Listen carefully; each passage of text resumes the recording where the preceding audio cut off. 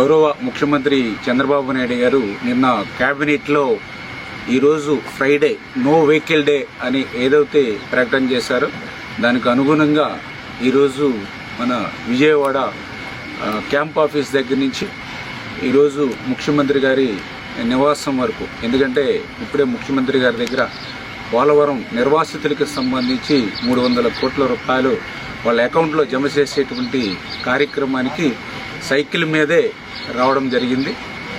ఈ సందర్భంగా ఒకటే చెప్పదలుచుకున్నాం, ఏదైతే మన ప్రీతమ నరేంద్ర మోడీ గారు ప్రధాని గారు ఒక పిలుపిచ్చారు, డీజిల్ పెట్రోల్ వాడకాన్ని తగ్గించుకోవాలి, విద్యుత్ వాడకాన్ని తగ్గించుకోవాలి, పొదుపు చేయాలి అని ఏదైతే యుద్ధం వల్ల వస్తున్నటువంటి పరిస్థితులు కానీ రూపాయి మార్క ద్రవ్యం తగ్గుతున్నటువంటి పరిస్థితులు కానీ దృష్టిలో పెట్టుకుని ఏదైతే నరేంద్ర మోడీ గారు పిలిపించారో మరి ఆ పిలుపుని కొంతమంది వైసీపీ నాయకులు ఉన్న అవహేళన చేస్తూ మాట్లాడుతూ ఉంటే చాలా బాధ అనిపిస్తుంది.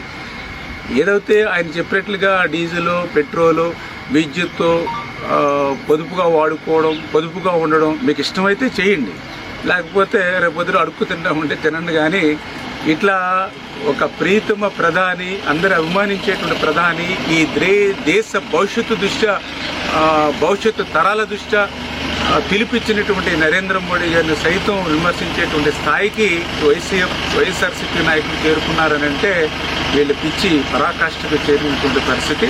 మరి ఈరోజు క్యాంప్ ఆఫీస్ దగ్గర నుంచి ముఖ్యమంత్రి గారి నివాసం ఏదైతే ఈ యొక్క పోలవరం నిర్వాసితుల ఆ మీటింగ్ సందర్భంగా ఈ 10-12 కిలోమీటర్లు ఏదైతే సైకిల్ మీద వచ్చామో నిజంగా చాలా సంతోషంగా ఉంది. కొంత ఫ్యూయల్ని ఆదా చేస్తున్నాం అనేటువంటిది, అదేవిధంగా శారీరకంగా కూడా ఆరోగ్యంగా కూడా మంచిది.